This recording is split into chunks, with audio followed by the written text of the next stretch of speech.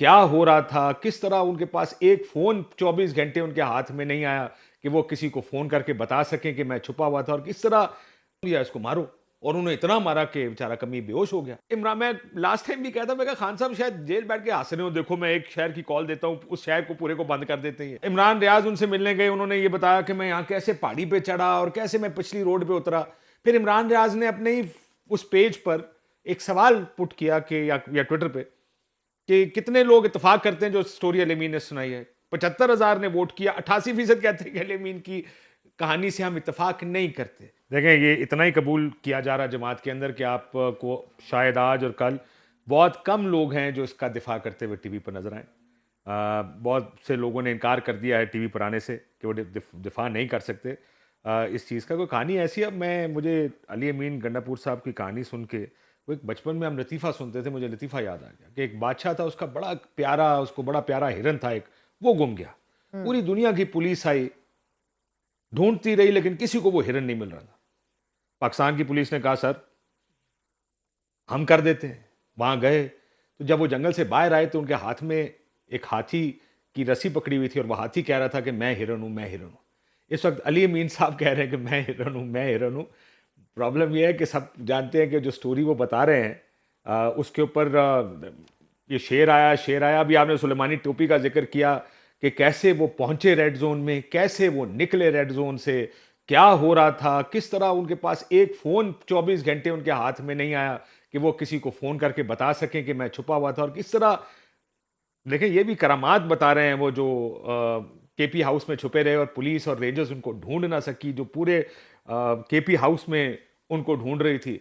तो ये बहुत सारी कहानियां उन्होंने बताने की कोशिश की है, लेकिन वो मगर कहानी मानने को एज अ को तैयार नहीं जर्नलिस्ट है। You do understand and appreciate कि तहरीक इंसाफ एक बड़ी कशीदा सूरत हाल के अंदर है। एक तरफ वो इस्टेब्लिशमेंट से रवाबित बहाल भी करना चाहते हैं और उसको हर मुमकिन सूरत सैबोटाज करना चाहती है हुकूमत, मगर एट द सेम टाइम ये कब तक दोहराया जाएगा? पहले 6 घंटे के लिए चीफ मिनिस्टर गायब हो गया, अब 24 घंटे के लिए चीफ मिनिस्टर गायब हो गया। This is become a joke, and the fact that he can't come out and satisfy his own vote base, his own party, sir ये तो बड़ा मसला पड़ जाएगा क्रेडिबिलिटी के हवाले से।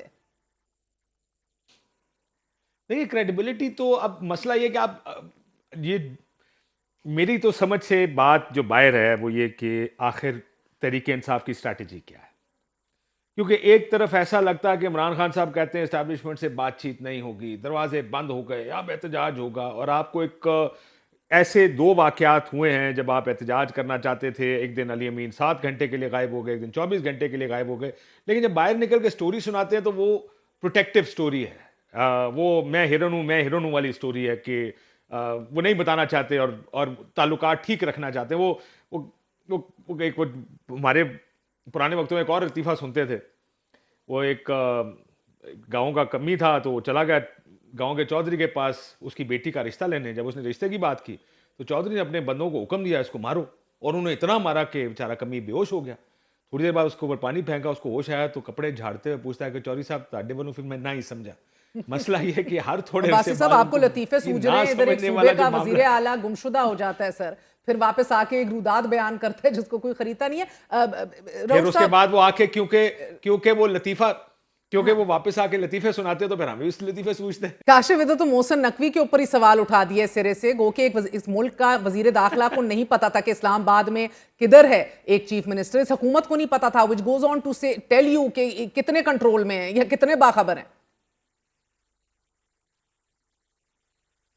देखिए, ये कहानी इतनी सादी नहीं है जितनी सादी हम इसको देख रहे हैं कि मोहसिन नकवी राइट। साहब को पता ही नहीं था। मतलब रेड जोन में 3 सरकारी गाड़ियां, जिसका पता है कि मतलब आप बयानबाजी देखें और आ जाए हम देख लेंगे, नहीं घुसने देंगे।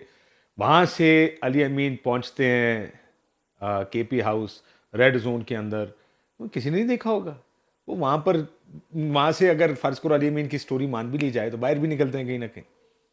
तो ये it is not that simple. I mean इसमें बहुत सारा कुछ ऐसा है जो हुआ भी है, जो मगर आहिस्ता काशिफ, आहिस्ता एक वक्त के साथ सेकंड, साथ जस्ट बाहर भी होल्ड योर निकलेगा थॉट कि फॉर अ वो मिनट। कहाँ थे, केपी हाउस को भी किसके सील कर पास दिया थे। गया है, केपी हाउस पे अटैक भी किया गया, रेड भी की गई, and essentially this was playing with fire वफाक की जानिब से। आज फिर सील कर दिया गया है। सो डू यू, किसने क्या पाया है पिछले 48 घंटों में? व्हाट पीटीआई ने क्या पाया है? Where does it stand now? हुकूमत कहां खड़ी है? देखिए, हुकूमत तो कोशिश कर रही है कि जो तहरीक इंसाफ जो भी करना चाहे उसको ख़त्म करे, उसको उसको नाकाम करे, अपनी पॉलिटिकल जो भी प्लानिंग है उसमें उसको पूरा ना होने दे। मेरा असल मसला ये है कि जब तहरीक इंसाफ ने कॉल दी इस्लामाबाद आने की, और ये मेरा ख्याल है तीसरी या चौथी कॉल है पिछले 1.5 हफ्ते में, 2 हफ्ते में, जिसमें अली अमीन एक काफिला बनाते हैं पेशावर से, और वो पेशावर से केपी से काफिला या इस्लामाबाद आता है या लाहौर जाता है। कब तक? आखिर मेरा ख्याल था कि इसमें कुछ अचीव करना चाहते होंगे। क्या मकसद सिर्फ डी चौक पहुंचना था? ये तो मुझे तो इससे कोई इस तरह पॉलिटिकल ऑब्जेक्टिव अचीव होता नजर नहीं आ रहा कि इससे कोई ऐसा चीज वो हासिल कर ले। देखिए, या तो कि प्लान ये होता कि 50,000 बंदा आएगा, वो यहाँ पे धरना दे देगा, या वो कहीं ऐसा कोई मुतालबा कर देंगे जिससे बहुत कुछ हो जाएगा। बस सिर्फ लोगों का इस्लामाबाद आ जाना और डी चौक में 1,000, 2,000, 5,000, 10,000 बंदे का आ जाना, और इससे कोई मकसद अचीव नहीं हुआ। तो ये तहरीक इंसाफ का पॉलिटिकल ऑब्जेक्टिव क्या है, गोल क्या है, उसके लिए स्ट्रैटेजी क्या है? बड़ी कंफ्यूजन है सारे में। धरने, जलसे, आपको याद होगा इमरान खान साहब ने बड़े बड़े जलसे किए जब उनको हुकूमत से निकाला गया, और बहुत बड़े ऐसे ऐसे जलसे जिनको देखकर लगता था कि शायद शहर के सबसे बड़े जलसे इमरान खान साहब ने किए होंगे उन शहरों में। लेकिन क्या हुकूमत गिरी? नहीं गिरी। हुकूमतें ऐसे थोड़ी गिरा करती हैं कि आप एक जलसा लेकर आ जाएंगे या एक जलसा कर लेंगे या एहतजाज कर लेंगे। आई जस्ट डोंट अंडरस्टैंड कि ये करना क्या चाह रहे हैं। मेरा तो पहला ख्याल ये था कि एहतजाज आसान तरीका होता है हुकूमत को अनर्व करने का, और हमारी हुकूमत माशाल्लाह, मोहसिन नकवी जैसे लोग इतनी आसानी से अनर्व हो जाते हैं। यानी एक काफिला आ रहा है, वो कहते हैं हम एहतजाज करेंगे, मोटरवे खोद दिया, एक्सप्रेसवे खोद दी, नजर आ रहा है वो क्रेनें लगी काम करी। I mean, can you imagine कि पाकिस्तान में उसको एक एहतजाज को रोकने के लिए सब कुछ हो रहा था।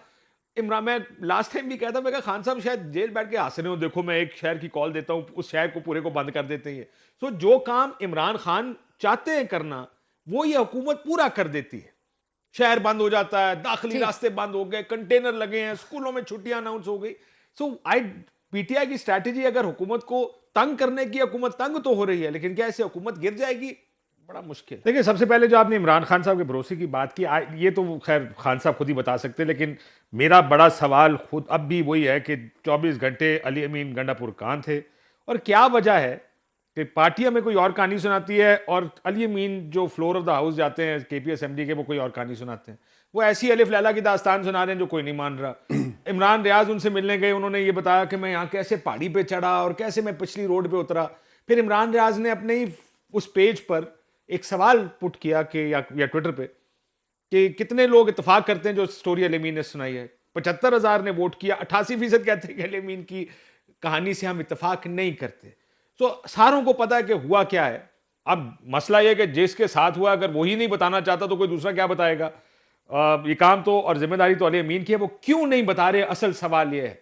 जैसे वो क्या ना, आपने कहा भरोसा शायद खान साहब को होगा या खान साहब को पता होगा कि क्या हो रहा है, ये अब खान साहब ही बता सकते हैं। 12 दिन के लिए या 10 दिन के लिए भी खान साहब की भी मुलाकातों पे पाबंदी हो गई, वरना खान साहब खुद बता देते। सारे साफी आते हैं तो उनको बता देते कि सर अंदर खाने हुआ क्या है। दूसरा, आपने नंबर्स की बात की, देखिए नंबर तो उस दिन भी शॉर्ट थे जिस दिन रात को असेंबली का इजलास होना था और तरमीम होनी थी। मौलाना साहब अगर शामिल होते भी, तब भी आपको याद होगा कि तरीके साहब के कुछ लोग पंजाब हाउस में मौजूद थे जिन्होंने वोट डाले थे, जो मिराक्युलसली नेक्स्ट डे अपीयर हो गए थे। सो नंबर तो शॉर्ट है। मौलाना साहब साथ हों तब भी शॉर्ट है, ना हो तब भी शॉर्ट है। ना हो तो तब तो कुछ लोटे बनाने हैं, जिसका एक फैसला भी आ गया 63A का। वो इसीलिए इतनी उजलत में आया ताकि अगर कोई शॉर्टेज हो नंबर्स की तो नंबर बाहर से बंदे इकट्ठे करके पूरे कर लिए जाए। लेकिन मौलाना देखें अभी तक कुछ चीज़ों में नहीं मान रहे, लेकिन एक 2-3 चीज़ें हुकूमत ने कंसीड कर दी। मिलिट्री कोर्ट्स नहीं है, आर्टिकल 8 में जो इंसानी हकूक को कॉम्प्रोमाइज़ किया गया था वो ख़त्म कर दिया गया। लेकिन फिर भी मुझे लगता है कि अगर आखिर में और कुछ ना हुआ तो आईनी कोर्ट तक तो मौलाना साहब को मनाया जा सकता है कि एक आईनी कोर्ट बना दी जाए।